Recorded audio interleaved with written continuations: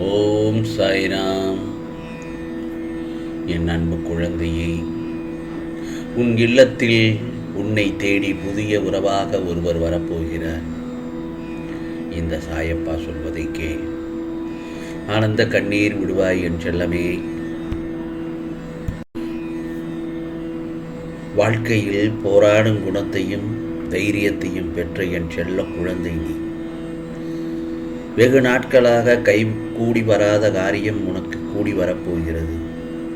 நீ துயரத்திலிருந்து விடுபடப் போகிறாய். அதற்காக வீணாக வருத்தப்படுவதை முதலில் தவிர்த்துவிடு.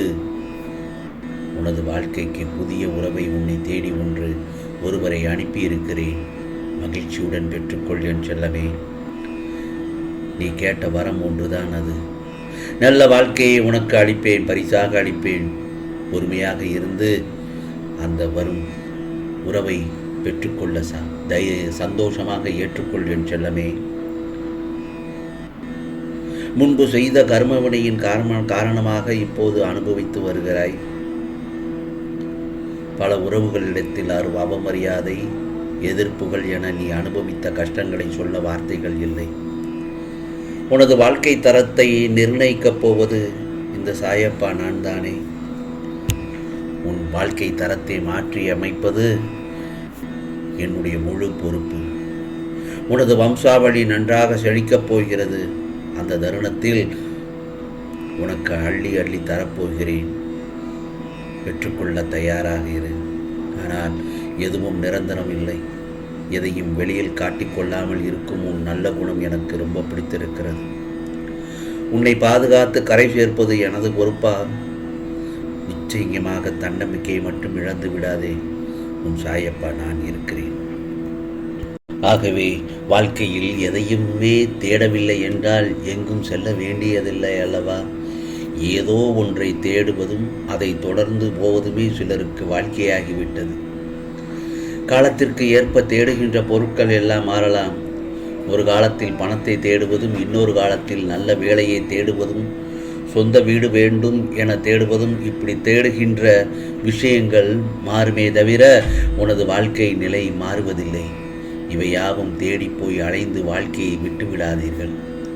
இப்போது இந்த நொடியை எப்படி அனுபவத்தில் உணர்கிறீர்கள் என்பதை பொறுத்து வாழ்க்கையின் சாரம் இருக்கிறதல்லவா? ஆகவே வாழ்க்கையை இன்னும் மேம்பட்ட நிலையில் அனுபவிக்க வேண்டுமென்றால் நீ விரும்பும் பொருட்களை மாற்றிக்கொண்டே போவதால் எதுவும் ஆகுவதில்லை. வாழ்க்கையை கையாளும் முறையில்தான் வித்தியாசம் இருக்கும், அவ்வளவுதான். மனிதர்கள் ஒவ்வொருவருக்கும் வாழ்க்கை அமைதியானதாகவும் அழகானதாகவும் மாறினாலும் கூட அப்போதும் ஏதோ ஒரு தேடல் இருந்து கொண்டேதான் இருக்கும். ஆகவே வாழ்வில் ஒரு நிறைவின்மை தெரியும். சாப்பாடு விஷயத்தில் மட்டும் போதும் என தோன்றும். வாழ்க்கையை சந்தோஷத்தை தேடுவதாகத்தான் இருக்கிறது. வருத்தமாக இருக்கிற போது நீ செய்வதை விட சந்தோஷமான சூழ்நிலையில் இருக்கும்போது உற்சாகத்தின் காரணமாக அதிகமாக வேலை செய்கிறாய், உழைக்கிறாய். ஏனென்றால் அப்போது நீ முழு திடத்துடன் இருக்கிறாய். அந்த சூழலும் உன்னை எதுவும் கீழ் இழுக்க முடியாது. ஆகவே அழுகின்ற வினாடியும் சிரிக்கின்ற நிமிடங்களும் நம்முடைய வாழ்க்கை என்ற கால கடிகாரத்தில் நிரந்தரமாக இருக்கப் போவதில்லை. ஆனாலும் சந்தோஷத்தை விட சஞ்சலத்தில்தான் அதிக மனம் அடித்து கொள்கிறது. மாலையில் மரணம் நிச்சயம் என்பது தெரிந்தும் காலையில் மலர்கள் அழுவதில்லை. நாம் மட்டும் சோகங்களை நினைத்து வாடுவது அழகா? சற்று நினைத்துப்பார் என் செல்லமே. இன்பத்திலும் துன்பத்திலும் நாம் நினைவில் கொள்ள வேண்டியது ஒன்றே ஒன்று மட்டும்தான். யாருக்குமே இந்த நிமிடம் நிரந்தரம் இல்லை. ஏனென்றால் இதுவும் கடந்து போகும். வாழ நினைத்தால் வாழலாம், வழியா இல்லை பூமியில் என்று கண்ணதாசனுடைய வாக்கு. உழைக்க வேண்டும், வாழ வேண்டும் என்கிற விருப்பம் உள்ளவர்களுக்கு எல்லாம் வசப்படும். எது சந்தோஷம் வேண்டுமென்றால் அதற்கான சூழல் உருவாக்க வேண்டும். சந்தோஷம் எங்கும் இல்லை, அது நம்மிடம்தான் இருக்கிறது. அதை நமக்குள் கொண்டு வரும் ஆற்றலும் நம்மிடம்தான் இருக்கிறது. இதை உணர்ந்தால் உனக்கான சந்தோஷம் நிச்சயமாக கிடைக்கும் என் செல்லமே, நிச்சயமாக கிடைக்கும். ஆகவே இன்றைய தினத்தில் நான் உனக்கு ஆணையிடுகின்றேன். இந்த சாயப்பா உன்னுடைய கைகளில் வந்து சேர வேண்டிய விஷயங்கள் இதனால் வரை தாமதமானது. இனி எந்த ஊரும் தாமதம் இல்லை.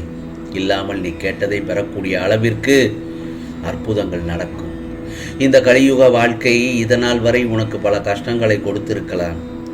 இதை கேட்ட இந்த நொடி முதலே உனக்கான புதிய உறவு ஒன்றை நான் அனுப்பி வைத்திருக்கிறேன். பெற்றுக்கொள்ள தயாராக இரு. மேலும் உனக்கு பல நல்ல செய்திகளும் பல நல்ல மாற்றங்களும் உன் வாழ்க்கையில் உனக்கு கிடைக்கவும் நடக்கவும் ஆரம்பித்துவிடும். சந்தோஷமும் நிம்மதியும் செல்வமும் வந்தும் சேரும்படிதான் உனக்கு பல வழிகளை செய்வேன். ஆம் செல்லமே, எனக்கு தேவைப்படக்கூடிய உதவிகள் கிடைக்க வேண்டும் என்று மனதிற்குள் எப்பொழுதும் இந்த சாயப்பாவிடம் கேட்டுக்கொண்டிருக்கிறாய்.